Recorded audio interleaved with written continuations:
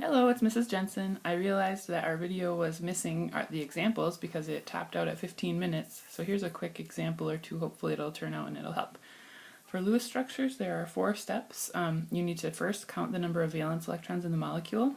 So if we follow an example for SiH4, silicon has 4, and then each hydrogen has 1.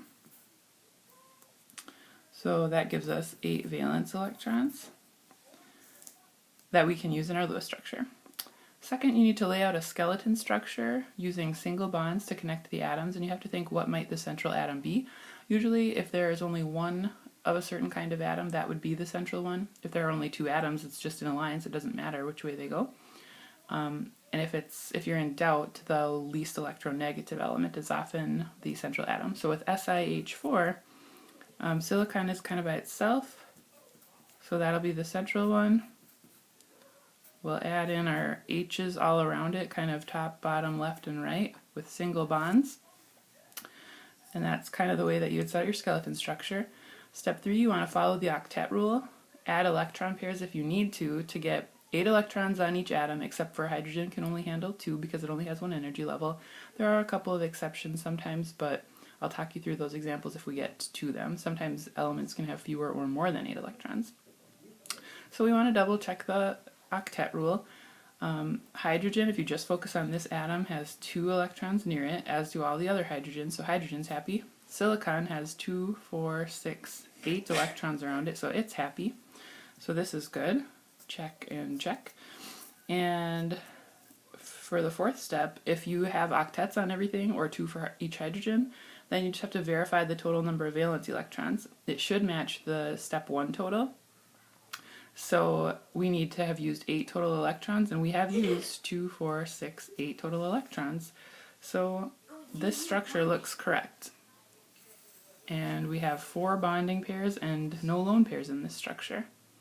Let's try another example where we maybe do have some lone pairs. Sorry for the shaky camera work here.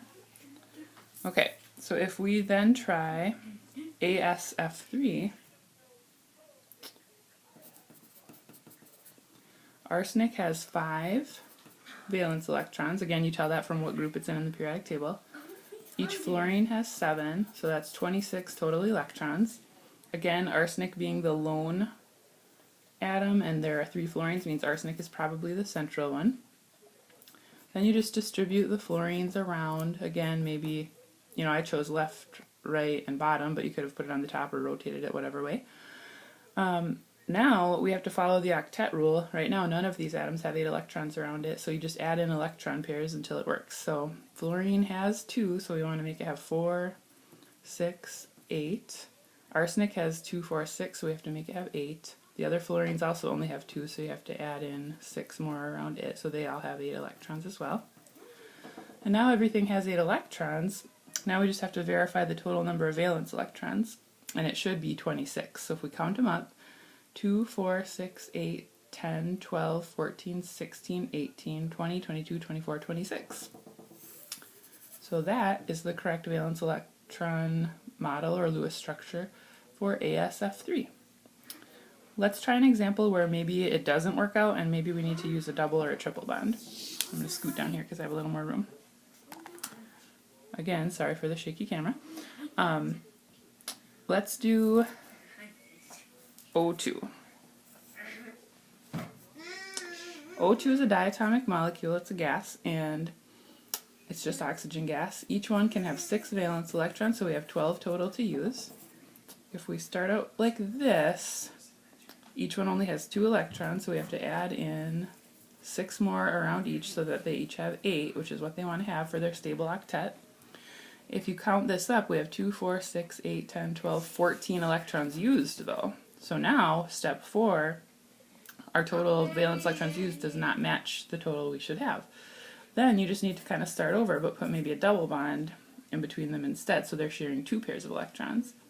Right now, each oxygen has 4 electrons, so we have to add 4 more around it for each one.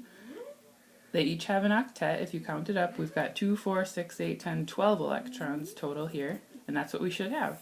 So oxygen has a double bond where they share 2 pairs of electrons. quickly going to nitrogen. Nitrogen has 2 nitrogen atoms with 5 valence electrons each. Again, it's a diatomic gas. Doesn't exist as single nitrogen atoms, just N2 molecules. It's going to have the same structure, so let's just jump right to double bond. If we do this structure like oxygens, each nitrogen has an octet, but we've used the same 12 electrons, 2, 4, 6, 8, 10, 12, but we can only use 10. So if you get into a case like that, try a triple bond. Here they're sharing 3 pairs of electrons, so they each have 6 right now. Just add 1 extra pair on each so they have octets, and the total you've used is 2, 4, 6, 8, 10. So that's the correct Lewis structure. Let's do one more final example with a different molecule. Let's do carbon monoxide with 2 different kinds of atoms instead of the same all the time. So same steps, follow your first step of counting the valence electrons. Carbon has 4, oxygen has 6, so that's 10 electrons. When there's 2, there's really no central atom to worry about, so do a single bond and give octets to everything and count them up. We've got 2, 4, 6, 8, 10, 12, 14. 14 electrons is too many.